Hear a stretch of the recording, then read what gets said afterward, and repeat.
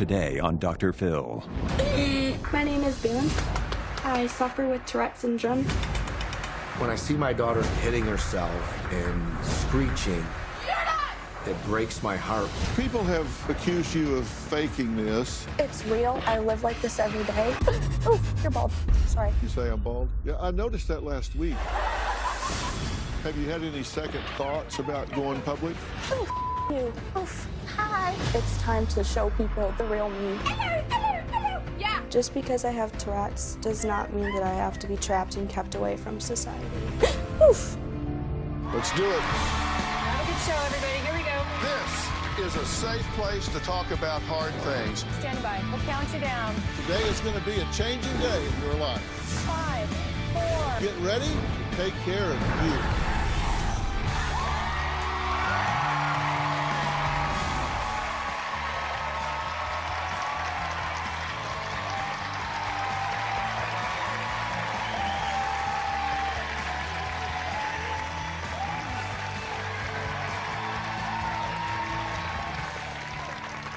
I was scrolling through social media one day and I came across some videos of a very brave young woman posting about her daily struggles with something called Tourette syndrome. Now, I started following her and thought she would make such a great teaching tool at many different levels. Balin was once an athlete who was active in swimming and basketball. She graduated high school with a 4.2 GPA and began to attend college last year to chase her dream of becoming a nurse. But this is Balin now. Yeah! You fat slob!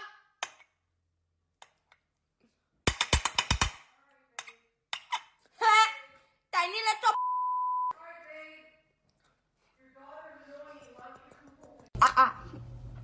Hello. Penguins. Penguins. You're done. You're done.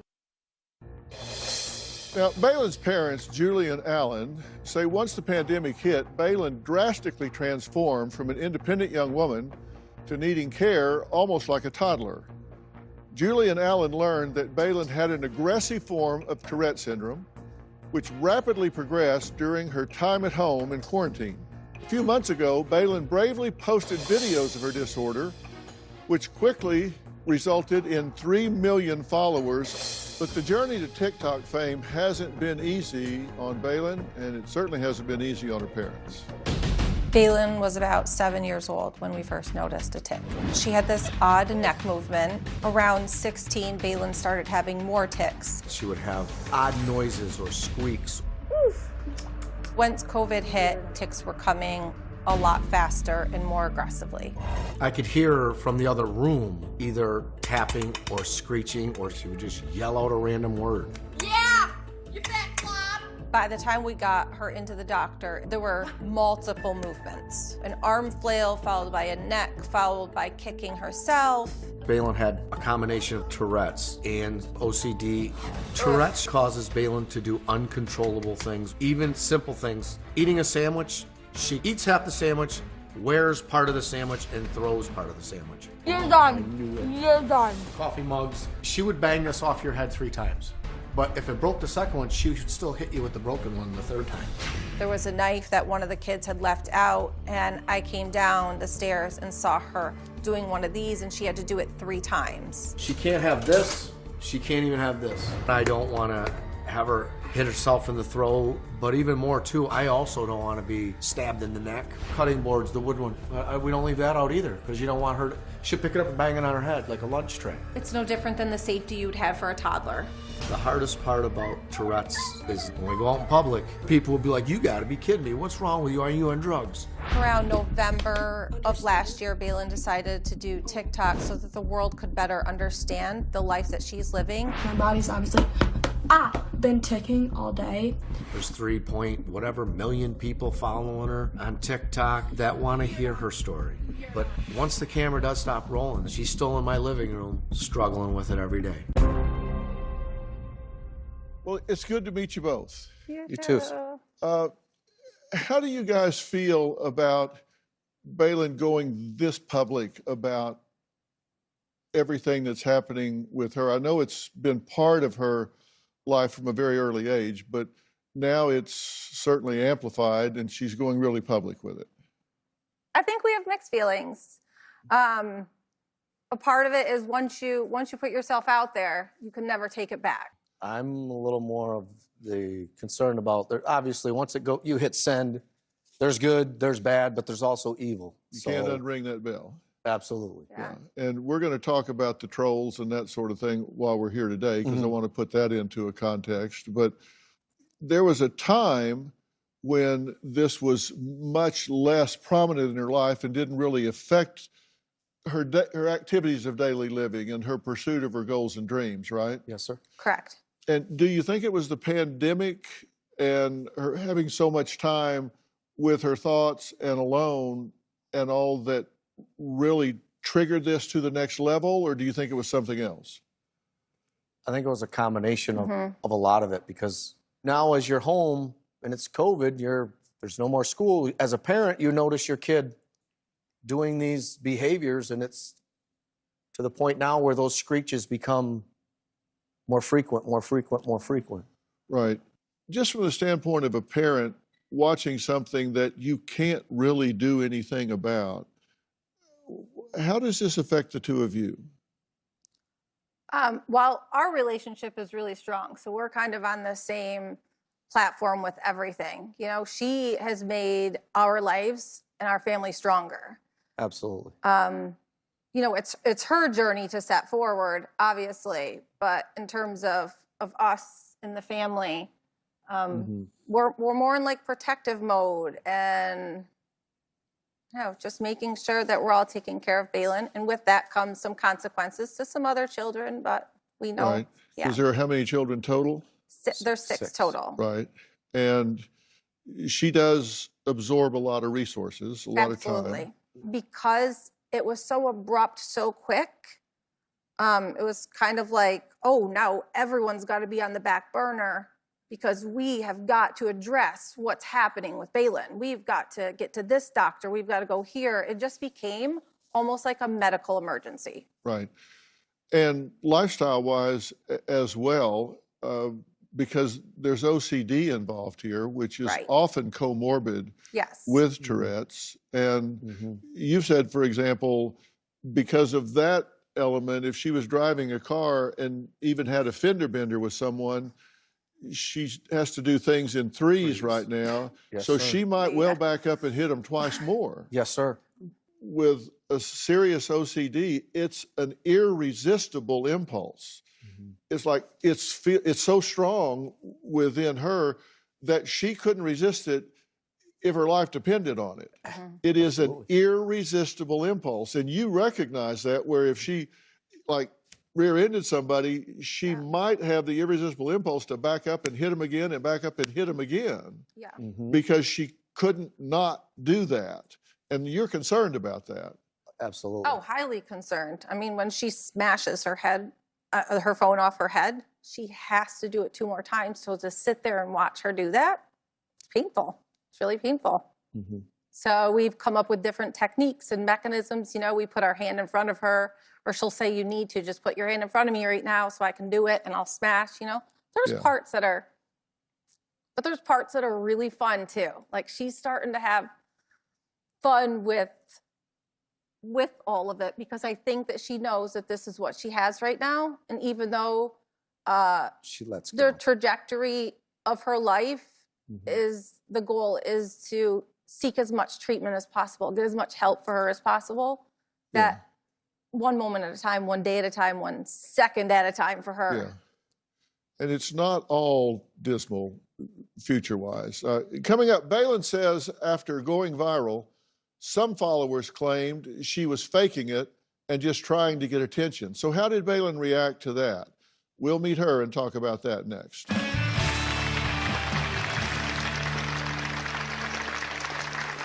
When I went to go see my first neurologist, I was doing everything from hitting my foot off my head to throwing things to kicking. He pointed at me when my mom was crying and he goes, "Look at her. She can't work. Oof. She can't drive. She can't go to school. She can't do anything. It was very heartbreaking.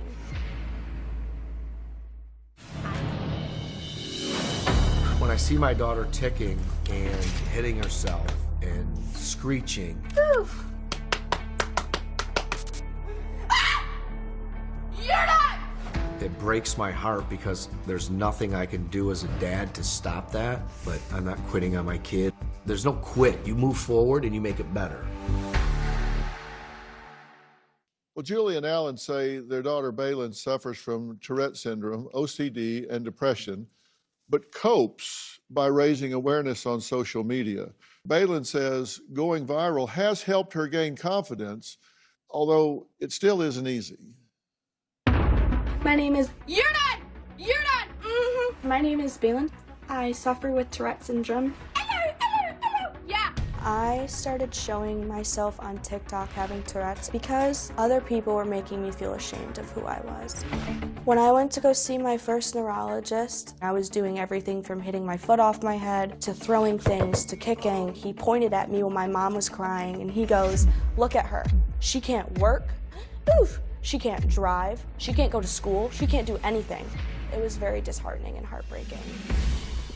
Even though my doctor said that to me, I got a job. It was really stressful.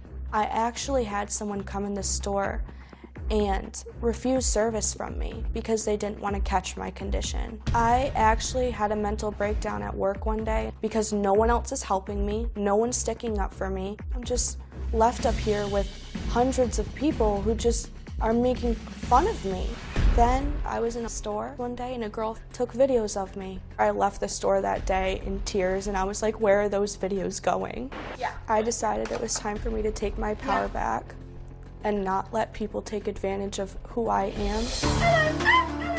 This is a disability and it's not a joke. People have accused me of faking Tourette's, but I've never heard one person say they want to live this way. I'm 19 years old and I can't go to concerts.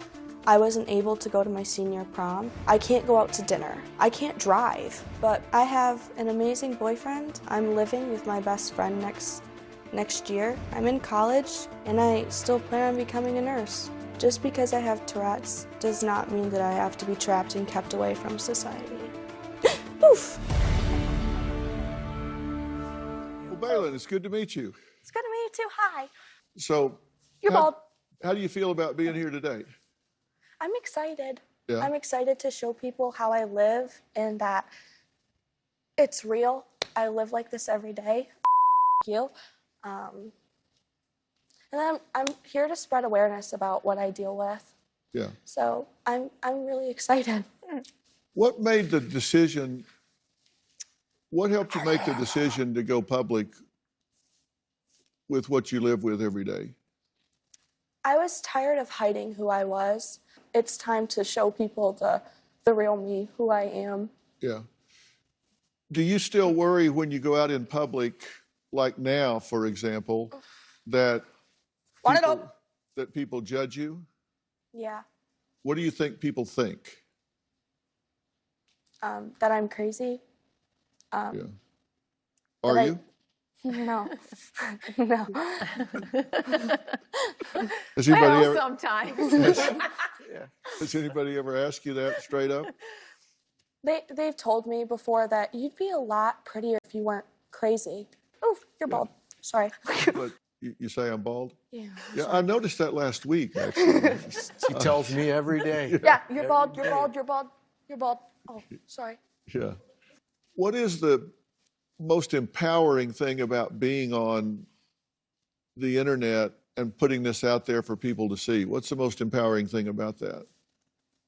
The comments I get, how much help it's reached other people. I get comments from people that are like, if I have my son or daughter come home with their boyfriend or girlfriend, how would I act towards them? And I explain to them how they would act, just pretend like it's not there. I also get comments that tell me how inspirational I am and how they figured out that their kids have started to have tics. Dino-Ams. Have you had any second thoughts about going public? Actually, when I first posted my first video, I didn't expect it to blow up, and it kind of made me a little bit nervous because all of the comments were negative. Every single one of them. Really? Yes, they were all, you're faking it, you're doing it for clout, your parents just want money. Ugh. So it's just comments like that, and it was really heartbreaking because I live with this every day. It's very difficult. You're bald. Well, people have accused you of faking this and have said, then put up your medical records, and you've said, Want it up.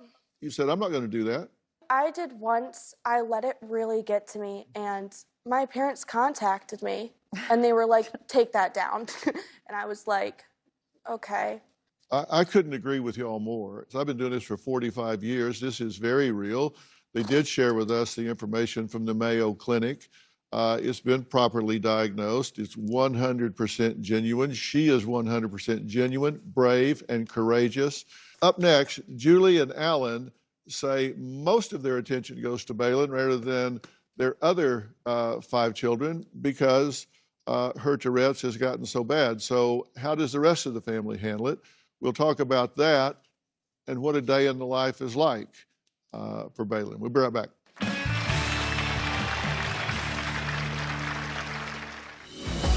Our family, we have 6 children. Even though the kids are all very accepting of Bailyn's situation, Sometimes a little frustrated when she Hair pull. pulls the hair. there's like almost some disability jealousy. So that makes me very sad. Everything is like mission Bailyn, like we've got to get this girl right. But right now, she needs us the most.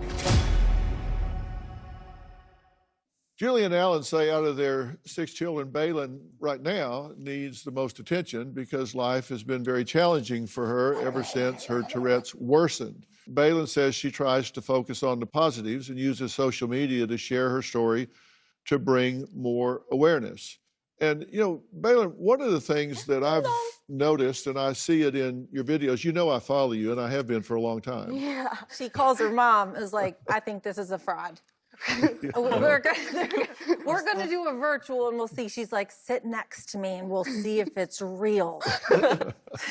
No, well, I shared with Robin, and this is my wife, Robin, right here, sitting there. Hi. And I came in, I told you, I said, I think this is one of the most courageous young women I've seen. I was humbled by your courage and what you were doing. And I so fight the stigma of these things. And I thought, my God, I'm humbled by what she's doing. And I was just so proud of what you were doing and am proud of what you're doing. And I asked him to contact you, but I followed you for a while and then asked him to contact you to see if you would come and share. And I love the fact that you, and I know it's not always this way, but I love the fact that you do have a sense of humor about some of this with yourself sometimes. And which really helps.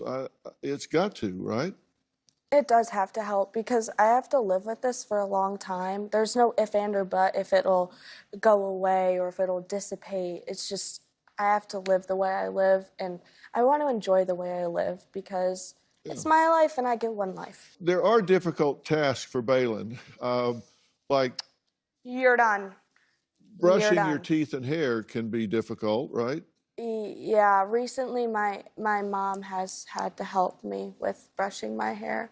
Yeah. Right now I can get myself dressed, so that's a bonus. I can go to the bathroom by myself, but putting on my shoes is very difficult. Using knives, plates, glasses, that's just not something you should be doing, right? No. Because with the OCD, you have to do things in threes, right? Mm-hmm. So if you pound a mug, like you were saying, and it breaks the first time, if you hit yourself in the head with a mug and it breaks the first time, you're going to hit yourself with a jagged mug the next 2 times. Mm-hmm. Bad idea. Yeah. How is putting on makeup? I don't like doing it. It's very difficult. Well, here's a clip that Bailyn shared of putting on her makeup. So I am back. I am feeling a lot better. So I figured I would do a video showing you how I do my makeup. I'm just going to casually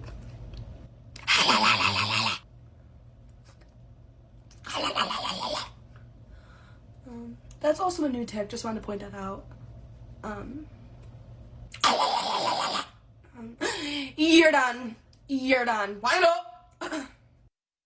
on a day like that, how long does it take you? Maybe 30 minutes. But you get it done. I get it done, yeah. You want to be a nurse. I do want to be a nurse. Okay. And do you think that's a possibility for you? It's very hard for me to talk about because there is a possibility that I could, and there is a possibility that it gets too bad to the point where I can't be one. It's something that means a lot to me because I've grown up very, very sick. I have a lot of health issues, a lot of problems, and every time I went to the hospital or to a doctor's office, they've always done their best to make sure that I am comfortable, I am welcome, and I am happy where I am in my stay. And I want to do that for other people. Balin says stress and anxiety make her physical and verbal tics worse. We're going to talk about what those are. Because these things have a neurological basis, although they can be triggered by stress. We're going to talk about what they're called and how they work when we come back.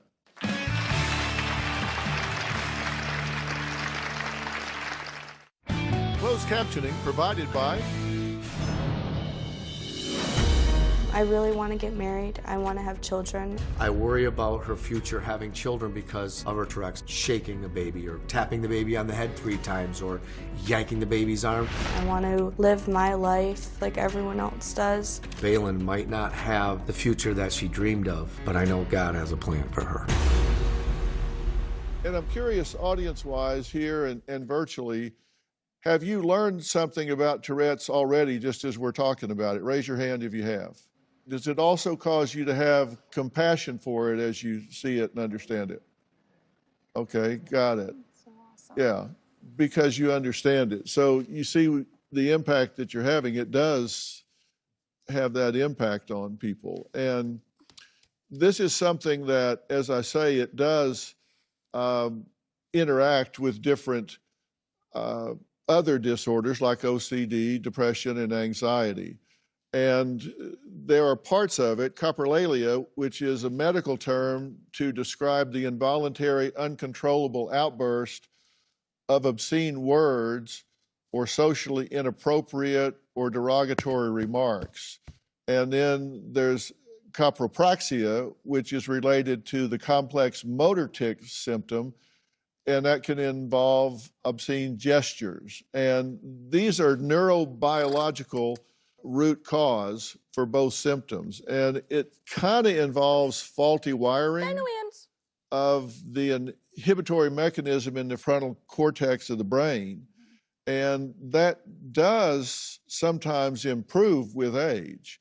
My medication, the first medication I was on, helped for everything. It made me function like a normal human being. For about 4 months. So I don't know the medical term for it. I call it like resistant. I was like, oh, your body's just resistant to it now. Like, yeah, and she may well have built up a threshold where it's just and you can't necessarily fix that by increasing the dosage because the side effects then become a problem. Right. But there are different medications that you can rotate to, and there are some that are being developed. And you're open to trying different things, right? Yes. Like some transcranial magnetic stimulation that's being done here in LA and at Stanford. And I'm really looking into that right now with some really world-class experts. And those are non-invasive, no downside whatsoever. And we're really looking to see if we think that it can certainly help with the OCD, and it can certainly help with the depression. And so if we get to the point where we feel like that could be helpful, then we're going to talk to you about that. You're done. How do you want people to react to you when you do have a tic, you do have a spontaneous verbalization? How do you want people to react? I'd appreciate it if people just pretended like it's not there. But I know sometimes that's hard because I laugh at them. So when I laugh, I give people permission to laugh. A lot of people don't know what to do. Yeah. And so it really helps for you to say, if they just Want it up. pretend that it's not happening, not attend to it, and just continue to deal with you, because it will pass and you continue the conversation, right? Yes. And you know, in spite of it all, I feel like we've had a very intelligent and informative conversation here today. Yes. Would you agree? Yes. I want you guys to be part of this conversation going forward because we're going to talk about haters on the internet and those that have negative things to say, and I want you to be very much tuned into that. Up next, a woman Balin is a huge fan of, singer and social media influencer Lele Pons, who also struggles with OCD, Tourette's, and depression. How is she able to handle it with social media? We're going to meet Lele next.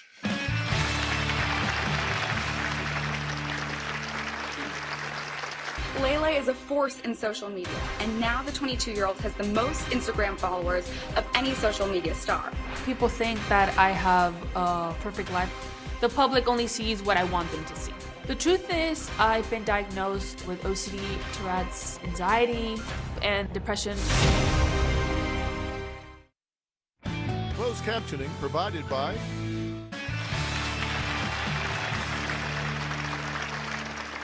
When you see these pictures, what do you see? The perfect life, fame, happiness? Well, what is the reality behind these photos? Lele Pons started off posting funny content on Vine and ended up becoming huge on social media with over 43 million followers. Now, she has been able to chase her music career singing with artists such as the Black Eyed Peas, Neo, and Diplo. Now, what she posts seems to be flawless, but Lele has been struggling with mental illness since she was 9 years old. Down Adorable caught up with influencer Lele Pons. That's right, guys. Lele is a force in social media. She's been posting since her teenage years, and now the 22-year-old has the most Instagram followers of any social media star, aside from Hollywood celebrities. I started my career on Vine, and I was the first person to reach 1 billion loops.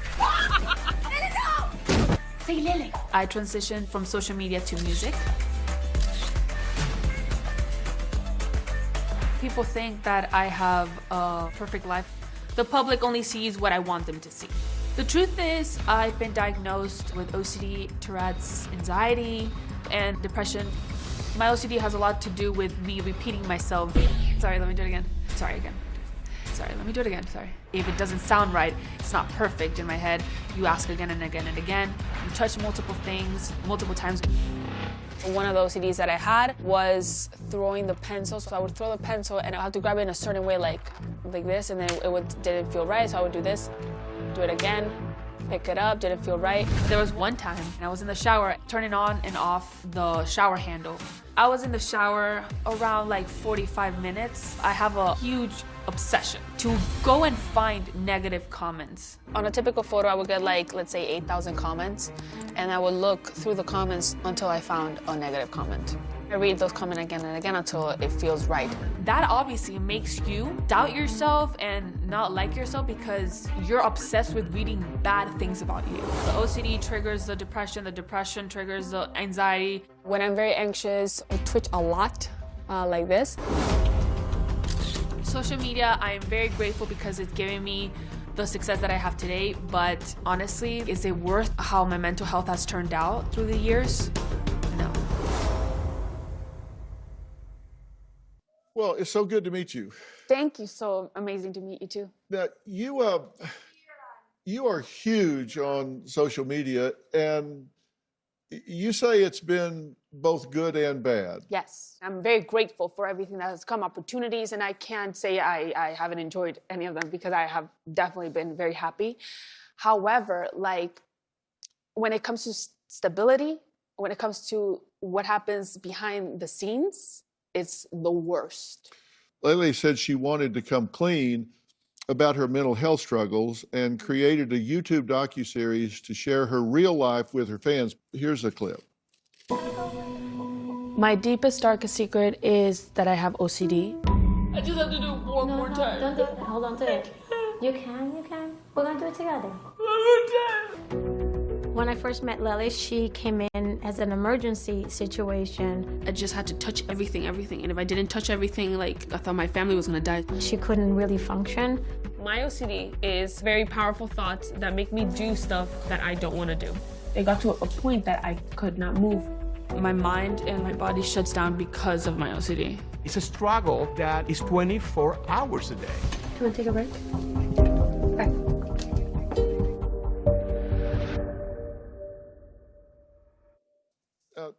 That let people know it wasn't a perfect life.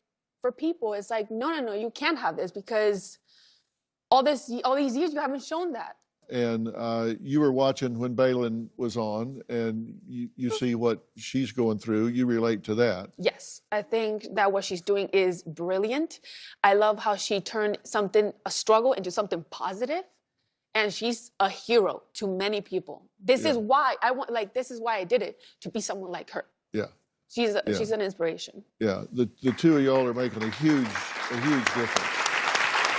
Up next, Layla says her Tourette's are milder than her OCD, but depression is actually her worst battle. Yeah. We're going to talk about all of that next.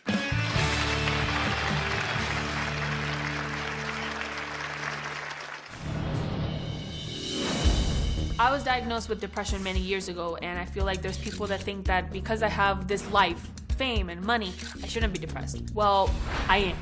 When you're depressed, sometimes you don't even have a reason, you know, and you're like, why are you sad? You have everything. You're so ungrateful. But depression isn't about appreciation. It's about a mental health disorder.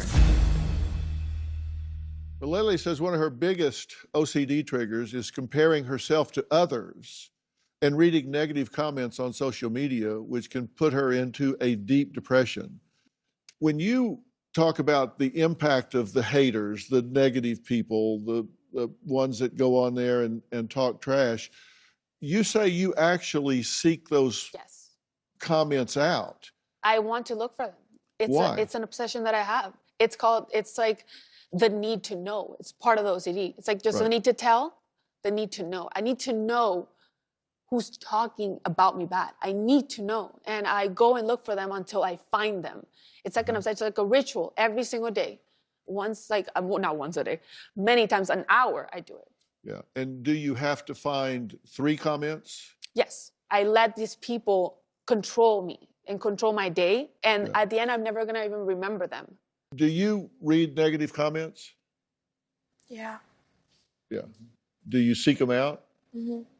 And there's been a lot of actual psychological research into these people that these trolls post inflammatory, off-topic, insincere messages to hurt, provoke others, and they typically hide behind fake names or phony accounts. Yeah. And it's really interesting that their makeup is antisocial and sadistic. Something that, sir, you said that was very, very honest and very true was that he says that there's good comments, there are negative comments, and there are evil comments. And when I say there's a difference between evil and negative, negative might be someone gives an opinion. I don't like you. You're not funny. You're not pretty. You are whatever they think that you are. I don't like you. And there's others that are like, can you just die? I wish your mom got cancer that I get, you know? Yeah. And what is that? Well, those are the evil people. Yes. And that's not, these are the people that actually are so sick, they feel good about themselves for inflicting pain. And it's something called the dark triad. They have narcissism, Machiavellianism, and psychopathy. And there's something called schadenfreude. And it's when joy is derived by someone from another person's misfortune. Yes. So it's this dark triad. These are people you don't want to meet in real life. No, thank God I've never met one of them. Yeah, they're ugly people, and they will go virtual to real world sometimes, so you've got to be careful. Yeah. So should Lele stay off social media in order to stay well? She's asked herself that before, but there's been huge upsides to it as well. We'll talk about that next. Closed captioning provided by... If you had this to do all over again, if you went back to day one, if you knew then what you know now, would you do it? I would have I would have done it differently for sure. When I started, I was not taking my medication. I was not going to therapy. I'm going to say I thought I was too cool. And I was like, I don't need that anymore. Went to LA and my whole world went crashing down. Like depression came, my OCD got worse. When your OCD gets worse, when your depression gets worse, anxiety, then you become tired. And then my Tourette's came a little bit stronger. So I think that I would change that because I do love my life, right? But I did make a lot of mistakes due to the fact that I didn't put myself first when it came to mental health, and I was not stable. And that has been so hard for me to recover all these years. So I think that just like focusing more on myself and not being so caught up with, oh my God, I'm famous, I'm rich. That is such a big mistake. Like mental health is first. For me, it doesn't define you. Like what you have doesn't define you. It makes you special. It's who you are. And that's something that Bailey, you've done. You made this super special. You made like something beautiful out of this. And that's the best thing you can do, you know? And I'm very proud of you for that. You know, that's so important for you to talk about. And, you know, that's Robin's message that she's been beating the drum on for decades. No matter what else happens, take care of yourself first, because you can't give away what you don't have. If you don't take care of yourself, you're going to wind up emotionally bankrupt. Yes. And then you've got nothing to give to yourself, to those you love, to anybody. And your point is, don't feel selfish about it, right? That's right. You can't feel guilty about taking care of yourself because you're doing it for a reason, for a purpose, for your own well-being, for your life, so you live longer, so you can take care of others, so you can take care of those you love. The last year, I've been more off social media, and people have noticed, where is she? You're not posting as much, and I've been the happiest. Your message is great, and that is you would do it different. You would have taken care of yourself. You would have focused on your mental health. And Baylin's message is saying, I'm not going to hide with this. I'm going to own it and put it out there. And don't you guys think both are really giving a great, great message? So I thank you both, and I can't thank you enough for your message, and Baylin for yours. And I hope you follow these folks and you heed the message, because it's so important. You've inspired millions of people, and don't hope that those haters are right, because they're not. To all of you here at home, in the audience, in the virtual audience, don't feed the haters, just ignore them. They'll go find somebody else. It's like poking the bear with a stick. They want a reaction. When they don't get one, they go on. So, all right, for more information about today's episode, log on to drphil.com. Don't forget to follow and subscribe to my podcast, Fill in the Blanks, where you will hear important conversations that can help you and your family live life to the fullest. And check out Robin's podcast, I've Got a Secret with Robin McGraw. She is celebrating 100 fantastic episodes. You can find them both on Apple Podcast or wherever you listen to podcasts. We will see you next time. Thank you so much.